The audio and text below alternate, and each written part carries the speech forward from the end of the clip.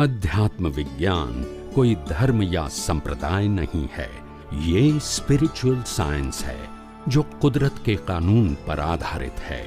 ये विज्ञान पूरे ब्रह्मांड के सभी रहस्यों को उजागर करता है और जीवन के सभी पहलुओं को समझने के लिए एक नई दृष्टि देता है।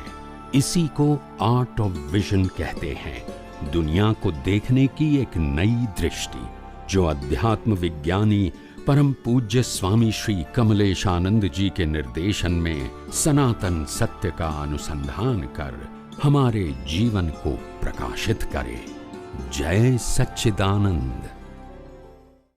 देह होवाथी कर्म नहीं बंधाता, देह साथे आत्मा होवाथी कर्म नहीं बंधाता, पण देह अने आत्मानी वच्चे अज्ञानता होवाथी शुं बंधाय छे? अने ज्ञानीओने छेल्ला अवतारमां शुं ना होय? केवल ज्ञानी शुं ना होय?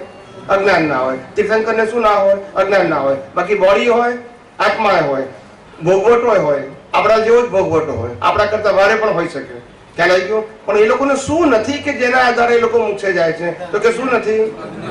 अज्ञान नथी। હવે અત્યારે આપણી પાસે અજ્ઞાન છે અને વિજ્ઞાન છે, તો કરવાનું છે શું? વિજ્ઞાનથી આપણે અજ્ઞાન શું કરવાનું છે? કાઢવાનું છે।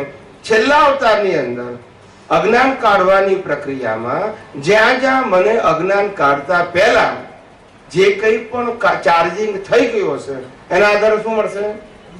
છેલ્લો અવતાર મળશે। પણ અજ્ઞાન તો મેં આ અવતારમાં સંપૂર્ણ કાઢી નાખ્યું આ લાઈફની અંદર, પણ અજ્ઞાન કાઢવાની જે પ્રક્રિયા છે મારી 60, 70, 80, 90 વર્ષની, એની અંદર જે બીજ નાખી દીધા એનું ફળ તો કુદરત આપશે કે નહીં આપે?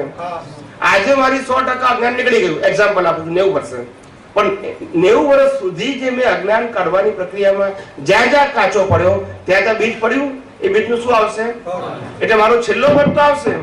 અજ્ઞાન નીકળી ગયું મારું આ જ અવતારમાં, પણ છેલ્લો બર્થ આવશે, પણ છેલ્લા બર્થમાં શું આવશે? एक बाजू उदय कर्म અને એક બાજુ આત્મા। હવે અજ્ઞાન તો છે નહીં, તો આ દેહનો અંત આવે તો આત્મા ક્યાં જશે?